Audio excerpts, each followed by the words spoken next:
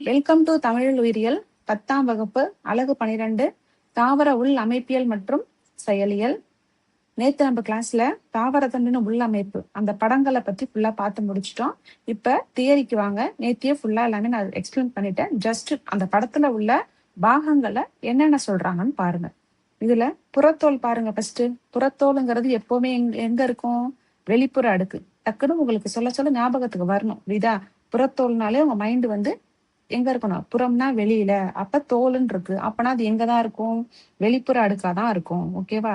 அதுல என்ன செல் இருக்கு? பேரன்கைமா செல் இருக்குன்னு கொடுத்திருக்காங்க. அடுத்தது பாருங்க, வெளிப்புறத்துல கண்டிப்பா என்ன இருக்கும்? தண்டா இருக்கிறதுனால கியூட்டிகல் படலம் இருக்கலாம். ஓகேவா? புறத்தோலோட பணி என்ன? வெளிப்பக்கோளோட தோலோட பணியே எப்போதுமே உள்புற திசுவை பாதுகாக்கிறதா அதோட பணி. ஓகேவா? இப்ப அப்படியே ஒரு வித இலை தண்டுக்கு போங்க. புறத்தோலுங்கிறது அதே வெளிப்புற அடுக்கு. அங்கேயும் பேரன்கைமா செல்ஸ் தான், இங்கேயும் பேரன்கைமா செல்ஸ் தான். இதன் அடுத்து பாங்க, வெளிப்புற சுவரில் அங்கேயும் கியூட்டிகள் இருக்கு, இங்கேயும் கியூட்டிகள் இருக்கு. நமக்கு இருவித்திரை தாவர தண்டுல வந்து அந்த வெளிப்பக்கம் வந்து தூவிகள் இருந்துச்சு. ஆனா இதுல என்ன கொடுக்கல? தூவிகள் காணப்படல.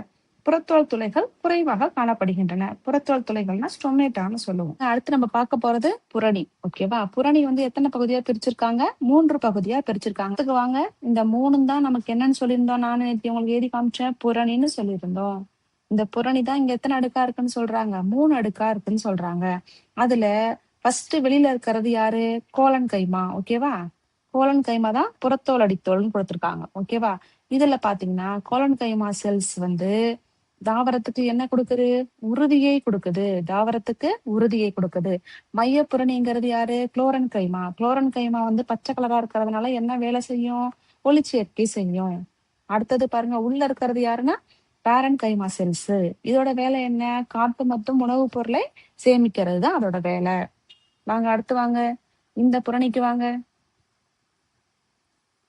இதுல புறத்தோல் அடித்தோல் பாருங்க. ஸ்லீரன் கைமா செல்ஸால இருக்கு. எடையே யார் இருக்கா? குளோரன் கைமா இருக்கு. ஓகேவா? அப்புறம் இதுல உள்ள ஸ்கிலீரன் கைமா செல்ஸ் தாவரத்துக்கு உறுதியை தருது. அதைதான் நம்ம அங்கேயும் பார்த்தோம். ஓகேவா? குளோரன் கைமா இருக்கிறதுனால சில நேரங்கள்ல ஒளிச்சேர்க்கையும் செய்யும். அடுத்து வாங்க, அடுத்தது அகத்தோல். அகத்தோலுங்கிறது நம்ம வேர்ல படிச்ச பாருங்க, அதே பாயிண்ட் தான். புரணியோட கடைசி அடுக்குன்னு சொல்றோம். பீப்பாய் வடிவ செல்ஸா இருக்கு. அதுல தசரம்ங்கிற அந்த ஸ்டார்ச் வந்து சேமிக்கப்படுகிறது. ஓகேவா?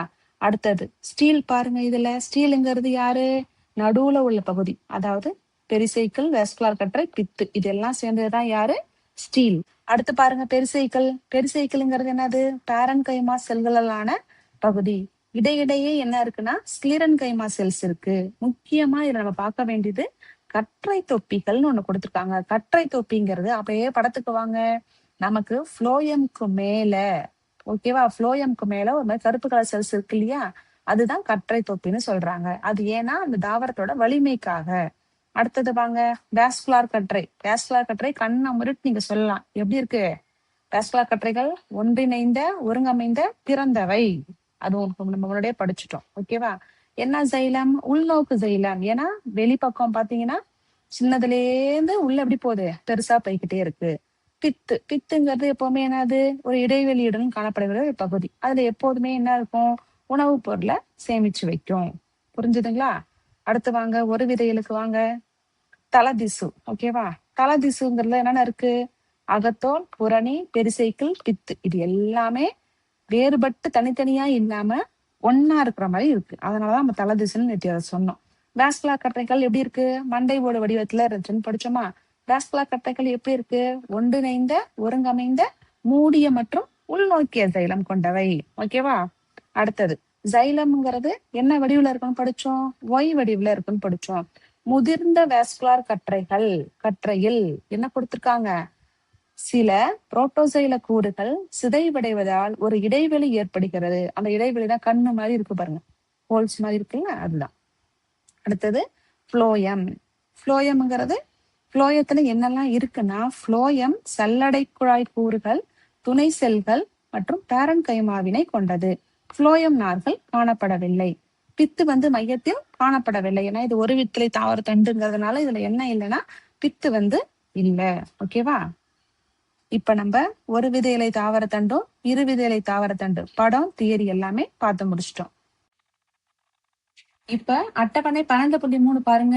இரு விதை இலைக்கும் ஒரு விதை இலை தாவரத்தண்டுக்கும் உள்ள வேறுபாடுகள் என்ன? அதுல முதல் வேறுபாடு என்ன கொடுத்திருக்காங்க நமக்கு? புறத்தோல் அடித்தோல். இரு விதை இலையா இருந்தா கோலன் கைமா, ஒரு விதை இலையா இருந்தா ஸ்க்ளீரன் கைமா. ஓகேவா? அடுத்தது தலதிசு. தலதிசுல இரு விதையில புறணி தனியா இருந்துச்சு, அகத்தோல் தனியா இருந்துச்சு, பெரிசைக்கிள் தனியா இருந்துச்சு, பித்து தனியா இருந்துச்சு. ஆனா ஒரு விதையில எதுவுமே எப்படி இல்ல, தனித்தனியா இல்லாம எல்லாமே ஒன்னா இருந்துச்சு. எந்தவித வேறுபாடுமே அதுல இல்ல. ஓகேவா? அடுத்தது பேஸ்லா கற்றைகள் எப்படி இருந்துச்சு? குறைவான எண்ணிக்கையில இருந்துச்சு. நம்ம 2 தான் பார்த்தோம். படத்துக்கு போங்க, இப்ப புரிஞ்சிடும். இதோ இதுக்கு ஒரு படத்துல பாருங்க, டிக் போட்டு காட்டுற பாருங்க. இந்த மாதிரி 2 குறைவான எண்ணிக்கையில தான் இருந்துச்சு. ஆனா ஒரு விதையில பாருங்க, இங்க ஒண்ணு இருக்கு, இங்க ஒண்ணு இருக்கு, இங்க ஒண்ணு இருக்கு, அளவு எல்லாம் வேற வேற மாதிரி இருக்கு. ஓகேவா? அப்ப இது குறைவான எண்ணிக்கை மற்றும் அதிக எண்ணிக்கை. இது ரெண்டுமே சம அளவுல இருந்துச்சு. சைஸ் ஒரே மாதிரி இருந்துச்சு. ஆனா இதுல பாத்தீங்கன்னா ஓரத்துல சின்னதா இருந்துச்சு, மையத்துல எப்படி இருக்கு? பெருசா இருக்கு. படத்தை பாருங்க. இந்த படம் பாத்தீங்கன்னா பெருசா இருக்கு.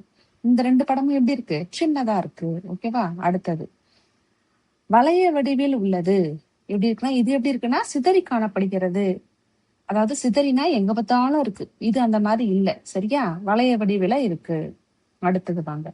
அடுத்தது கேம்பியம் இருக்கிறதுனால அது திறந்தவை, இவை யாரு? மூடியவை. அதுல கற்றை உரை இதுல இல்ல, இதுல கற்றை உரை உண்டு. அடுத்தது பாருங்க, 2ஆம் நிலை வளர்ச்சி. 2ஆம் நிலை வளர்ச்சினா அந்த தாவரத்துக்கு தண்டு எல்லாம் பெருசு பெருசா ஆக ஆரம்பிக்கும், மரப்பட்டைகள்லாம் உருவாகும். அது இரு விதையிலை தாவரத்தண்டுல அது நடக்கும். ஒரு விதையிலையா இருந்தா அப்படிலாம் எதுவுமே கிடையாது, பெரும்பாலும் இல்லை.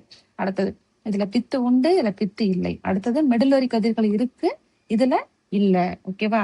இப்ப நம்ம இது 2மே முடிஞ்சிச்சு. நாளைக்கு நம்ம இலைகளோட உள்ளமைப்பை பத்தி பார்க்கலாம்.